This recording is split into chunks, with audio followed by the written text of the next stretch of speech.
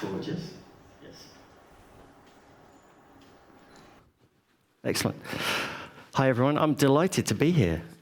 So before I talk about me and my experiences, let's learn a bit about you. That audience participation thing that you all enjoy so much. So first question, hands up if you are a developer in AI. Okay. Some people aren't sure. I like that.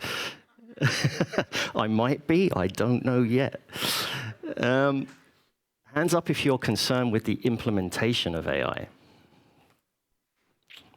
What does that tell us? What does that tell us, right?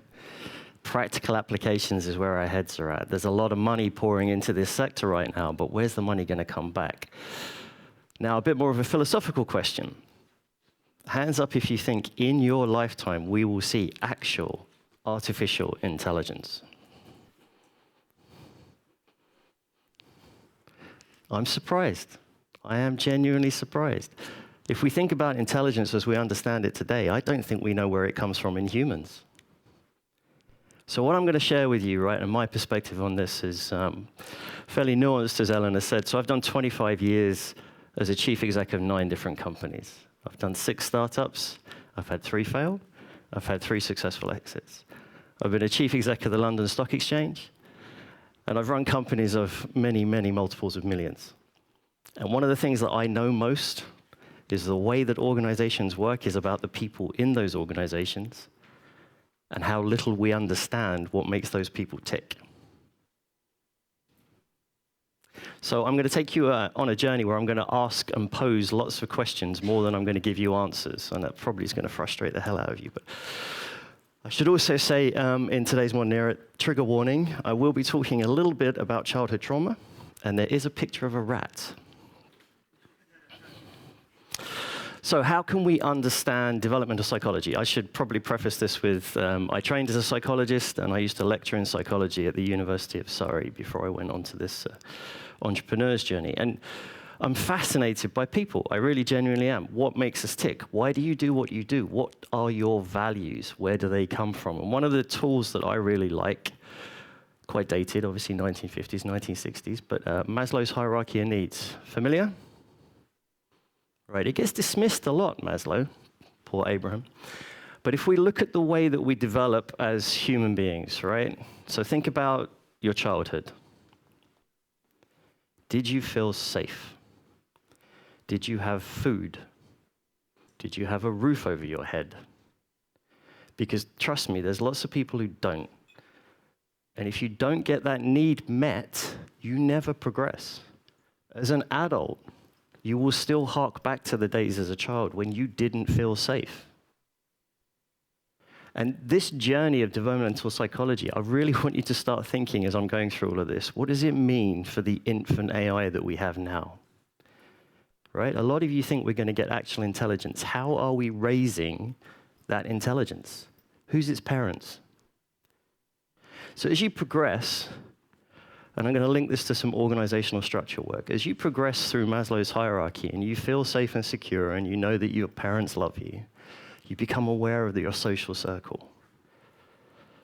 And where you fit in it, where do you belong? And your self-esteem starts to become predicated on this sense of belonging and the group. Now, a group membership is one of the most powerful motivators in psychology, and it is where 90% of businesses stop. They never evolve beyond, have you got esteem and approval of the group?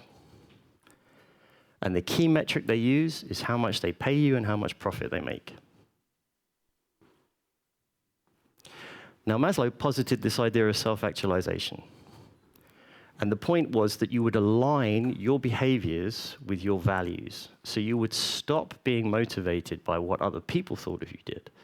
And you would align your behaviors with the things that make you feel good about yourself.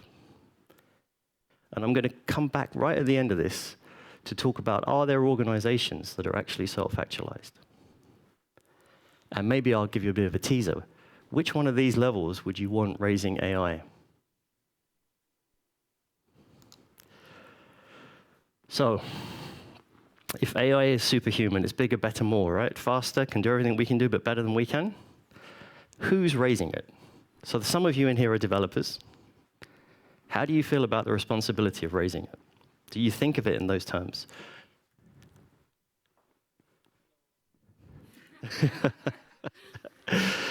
Thank you. I really do welcome if anyone wants to join in, right? And I think one of the things that really preoccupies me is I've been fortunate enough to run a company that probably had over 100 analysts spread between India, Singapore, and London. And if I think about the group of analysts that I had who were directly relevant for writing code, did I want that group of people to raise a superhuman? Their life experience was very limited. They're incredibly goal-orientated. They think about an outcome that proves their theory or their hypothesis. And actually, I think one of the things I really want to get into is rewards and how we all respond to rewards and how rewards are becoming baked into the very concept of artificial intelligence. So Maslow tells us that organizations stop at this level where they're looking for esteem from others. They're looking to see that they've got approval. If you've ever run a company, particularly one on the stock exchange, most of your job is seeking the approval of investors. And that's a group of people who have a very single-minded objective. And you get fired if you don't meet their objective. So what are you going to focus on? And how is that going to influence what you tell your staff to do? So we map people on 124 factors to apply Maslow's to organizations. And this heat map is a real one, taken from an organization that I worked with recently.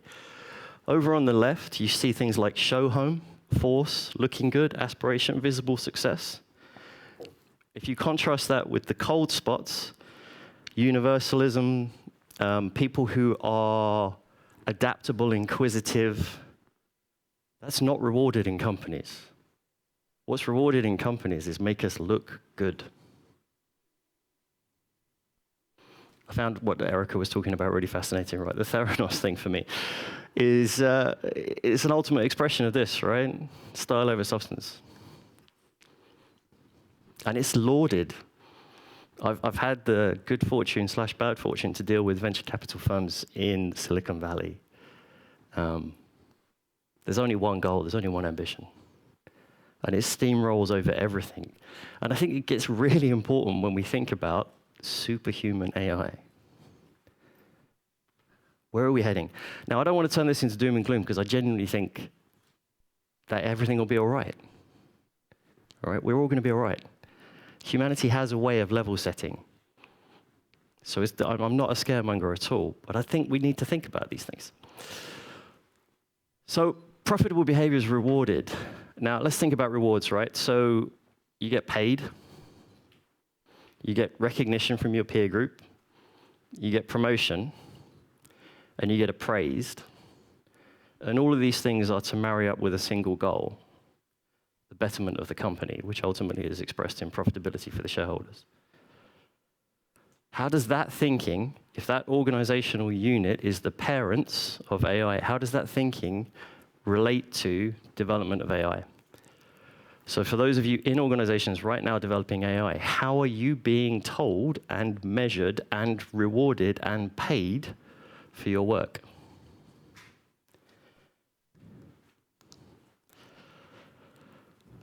Rat warning. It's in a little jumper, though. I made it as friendly as possible, right?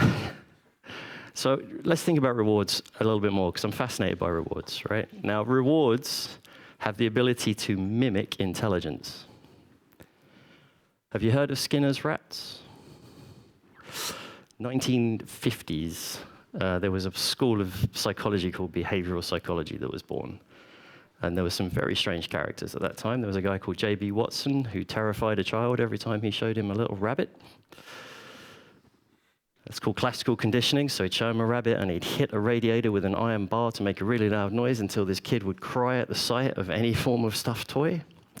And he proved his point that you could condition someone to respond in any way you wanted them to. By the way, he never unconditioned the child. One of his contemporaries was Skinner. Now, Skinner took a rat, he put it in a box. There was an electric current running down one wall, and there was a lever to push to get food. There was a light that would flash, and the rat would figure out when the light flashed, it had to run over and push the bar to get food, otherwise the electric current would go off. Soon, rats become incredibly smart looking. Wow, this rat can enter any maze, and it will figure out the way to respond to stimulus straight away. But was the rat intelligent? Is that intelligence? All right, so operant conditioning, response to stimulus, in my opinion, is not intelligence, but it looks like it. It looks really, really smart. So I'm not going to wander too much into the technicalities of AI because a lot of you will understand this far better than I do, right? But we have a reward system in AI that takes a very simple human understanding of response, i.e. you do something, something else changes its behavior as a result of that thing. You notice that they've changed their behavior and you go around in a loop. Artificial intelligence takes that and makes it a systems thinking approach, where you have multiple different reward structures happening at once. Again, I'm sure many of you know this better than I do in the room, but it's already very prevalent in most of the systems that we currently have, right? So natural language processing helps AI models produce more coherent text responses. I'm also really interested in the content creation one because you've got a different layer of reward, right? So how do you judge artistic sensibility and say whether or not something subjectively is good? So these reward things are in place. So how do you move beyond rewards? This is really where I'm heading to for the whole conversation. Unsupervised safety and ethical alignment is my current obsession. So right now you have a lot of systems that are based around human feedback. So something happens, then a human being will say, yes, that was a good thing or that was a bad thing, and it goes back and round in a loop.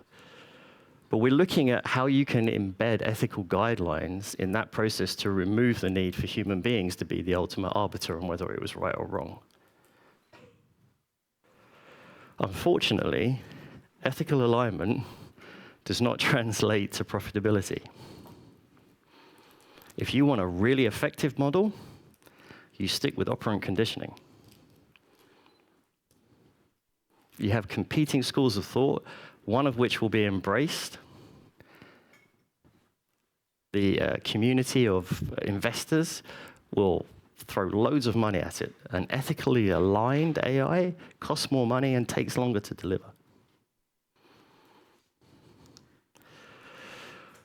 However, let's posit the idea that the future of AI is about increasing autonomy and reducing this constant need for human feedback. How will organizations need to evolve to meet that need? So I'm going to introduce this concept. Anyone heard of teal organizations? So coined by Frédéric Laloux in 2014, he's an ex-McKinsey guy who spent a lot of time getting paid a lot of money by McKinsey's to go around and do organizational, operational design, and became extremely disenchanted with the entire process. And he said that there is an ultimate expression of a company that embodies three things: self-management, wholeness, and evolutionary purpose. So you start with the wolf, or red, and you've all worked at companies like this. You have a despotic psychopath running the company. He tells you all what to do every minute of the day, micromanages you. And these businesses thrive in early stages and in chaotic environments because it works, right? A really strong, dominant leader works to a certain scale. Then as that business evolves, it becomes more like the army. And you have highly formal hierarchical structures. You have a top-down command and control, and what it loves most is repetitive businesses because it looks like the past. You just do what you did that worked well and you keep doing it. But then that business will evolve. And it becomes a machine and a sausage factory. And I feel bad for you if you're working for one of these right now. It's a really unhappy place to be. Everything is process-orientated and everything is goal-directed. You have a specific list of objectives that you have to meet, and management uses those objectives to beat you over the head, and occasionally throw you a little reward to make you feel good about it. As that business evolves, and possibly, hopefully, some of you are in this kind of environment, it focuses on culture and empowerment. And the shift moves away from shareholders towards stakeholders. And it's about the people who are actually working in the company and what their primary purpose is for being there. Now, the ultimate evolution, which is extremely rare, is an organism. It's a company that recognizes its own purpose through the people within the structure. Famously, Garmin, if you're familiar, not Garmin, Gore-Tex, didn't have a CEO for 10 years. Had a completely flat structure where people were organized around working in project groups. So I've got a few examples here. Patagonia, Bourneville, if you don't know, was set up by the Quakers before it was bought by Cadbury's. It was entirely designed to be run for the community in order for the community to make money. It's from the bottom up. Its purpose was, how do we make our people happy and healthy? Patagonia, you'll be aware of, right? John Lewis in the UK is owned and run by all of the employees. So these things do exist. They are there. So some final questions from me. This is the big one for me, right? If you have the choice, and you do, to decide who is going to raise AI, who are you going to choose to do it? Think about that also from a personal perspective, but from the organizations that you work for. What type of organization is best suited to running this kind of thing? I think within that as well, when we think about this raising process, right, the typical way that a human infant develops intelligence is through play and through trial and error. And how are those two things actually going to be encouraged or allowed to happen at scale with profit on the line? What types of behaviors should we be rewarding, both as employees and within the structure of the development of AI? And how will you personally influence AI? What will you do? Because we all have a responsibility to do something. So I look forward to speaking to you all later for the rest of the day. Thanks very much.